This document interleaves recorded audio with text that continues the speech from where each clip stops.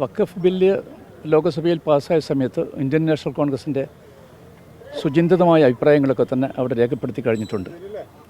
നമ്മുടെ കേരളം എങ്ങോട്ടേക്ക് പോകുന്നു എന്നതിനെക്കുറിച്ചുള്ള ഉത്കണ്ഠയാണ് നമുക്കെല്ലാവർക്കും ഉള്ളത്. ഓരോ നിമിഷം കഴിയുന്തോറും നമ്മുടെ കേരളം കൂടുതൽ കൂടുതൽ വർഗീയമായിക്കൊണ്ടിരിക്കുകയാണ്. ഒരുപക്ഷെ വിവേകാനന്ദൻ കേരളത്തിലേക്ക് ഇപ്പോൾ തിരിച്ചു വരികയാണെങ്കിൽ അദ്ദേഹം ഭ്രാന്താലയം എന്നതിനപ്പുറം എന്ത് പദമാണ് ഉപയോഗിക്കാമെന്ന് എനിക്കറിയില്ല. അത്രയേറെ വർഗീയ സാമുദായിക ധ്രുവീകരണമാണ് ഇപ്പോൾ കേരളത്തിൽ നടന്നുകൊണ്ടിരിക്കുന്നത് മാത്രമാണ് എനിക്ക് വിനീതനായിട്ട് പറയാനുള്ളത്.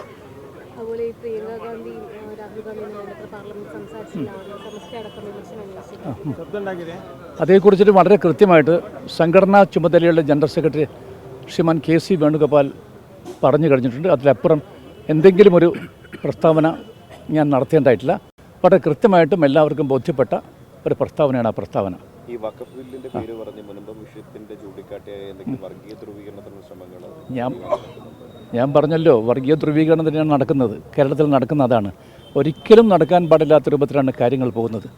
ഇവിടെ നോക്കൂ, എല്ലാ ന്യൂനപക്ഷ വിഭാഗത്തിൽപ്പെട്ട ആളുകളുടെയും മനസ്സിൽ അങ്ങേയറ്റം അസംതൃപ്തിയുണ്ട്, വല്ലാത്തൊരു അന്യതാ ബോധമുണ്ട്.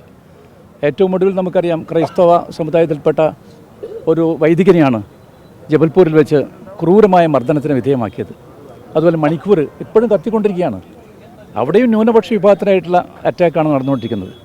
പിന്നെ ഇന്ത്യ രാജ്യത്ത് അങ്ങോളം ഇങ്ങോളം മുസ്ലിമീങ്ങളെ തെരഞ്ഞുപിടിച്ചുകൊണ്ട് അവരെ ഒറ്റപ്പെടുത്താനുള്ള ശ്രമം നടക്കുന്നത് നമുക്കെല്ലാം തന്നെ അറിയാം. അതുകൊണ്ടാണ് ഞങ്ങൾ പറഞ്ഞത്, ഈ രാജ്യം വളരെ വളരെ പെട്ടെന്ന് തന്നെ ഫാസിസത്തിലേക്ക് നീങ്ങിക്കൊണ്ടിരിക്കുന്ന ഒരു വല്ലാത്തൊരു പ്രവണതയാണ് നമുക്ക് കാണാൻ സാധിക്കുന്നത്. ആപൽക്കരമായ ചുറ്റുപാടാണുള്ളത്. ഈ ചുറ്റുപാടിൽ നിന്ന് ഇന്ത്യയെ മോചിപ്പിക്കാൻ ഇന്ത്യൻ നാഷണൽ കോൺഗ്രസ് എന്ന പ്രസ്ഥാനത്തിന് മാത്രമേ സാധിക്കുകയുള്ളൂ. ഞങ്ങൾ ദ്വിമുഖമായ പോരാട്ടമായിട്ടാണ് പോകുന്നത്. ഒന്ന്, കഴിഞ്ഞ 11 വർഷക്കാലമായിട്ട് ഇന്ത്യ രാജ്യം ഭരിക്കുന്ന ഫാസിസ്റ്റ് പ്രസ്ഥാനത്തിൽ ഇന്ത്യയെ മോചിപ്പിക്കുക.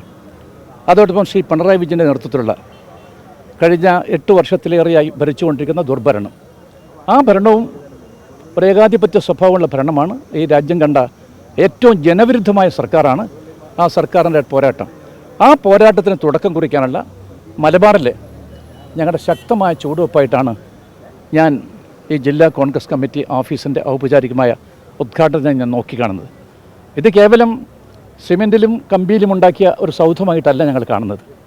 ഇന്ത്യൻ നാഷണൽ കോൺഗ്രസ് ഉയർത്തിപ്പിടിക്കുന്ന മഹനീയമായ തത്വങ്ങൾ, മതേതരത്വം, ജനാധിപത്യം, അത് കണ്ണിലെ കൃഷ്ണമണി പോലെ കാത്തു സംരക്ഷിക്കുമെന്ന് ഉറക്കെ പ്രഖ്യാപിക്കുന്ന ഒരു മന്ദിരം കൂടിയിട്ടാണ് ഞാൻ ഈ മന്ദിരത്തെ നോക്കിക്കാണാൻ ആഗ്രഹിക്കുന്നത്. ഈ കെട്ടിട നിർമ്മാണത്തിന് വേണ്ടി രാപ്പകൽ വ്യത്യാസമില്ലാതെ കഴിഞ്ഞ 1.5 വർഷമായി പ്രവർത്തിച്ചുകൊണ്ടിരിക്കുന്ന ജില്ലാ കോൺഗ്രസ് കമ്മിറ്റി അധ്യക്ഷൻ പ്രിയപ്പെട്ട അഡ്വക്കേറ്റ് പ്രവീൺ കുമാർ, അദ്ദേഹത്തെ എനിക്കെങ്ങനെ അഭിനന്ദിക്കാനറിയില്ല. എനിക്ക് വാക്കുകൾ അശക്തമാണ് അദ്ദേഹത്തെക്കുറിച്ച് പറയുമ്പോൾ.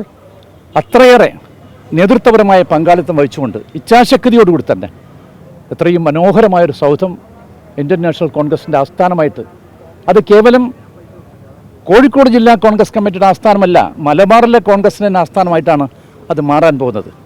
ഞാൻ അദ്ദേഹത്തെ പ്രത്യേകമായിട്ട് അഭിനന്ദിക്കാൻ ആഗ്രഹിക്കുന്നു.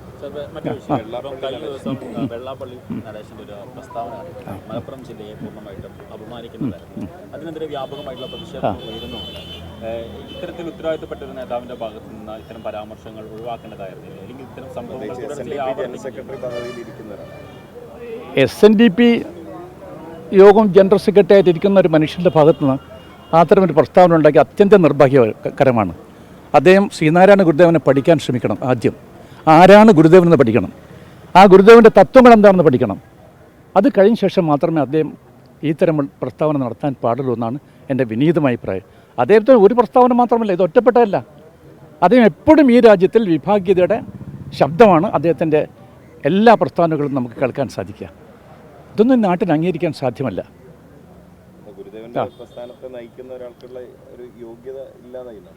ഞാൻ പറഞ്ഞു കഴിഞ്ഞല്ലോ, അതിനപ്പുറം ഒന്നും പറയാനില്ലല്ലോ. ശ്രീനാരായണ ഗുരുദേവൻ്റെ സന്ദേശം അത് പഠിക്കാൻ, അദ്ദേഹത്തിൻ്റെ ജീവിതം പഠിക്കാൻ, ആ ശ്രീനാരായണ ഗുരുദേവൻ ലോകത്തിന് കാണിച്ച വഴി, ആ വഴിയിലൂടെ പോകാൻ വെള്ളാപ്പള്ളി നടേശൻ തയ്യാറാകണം.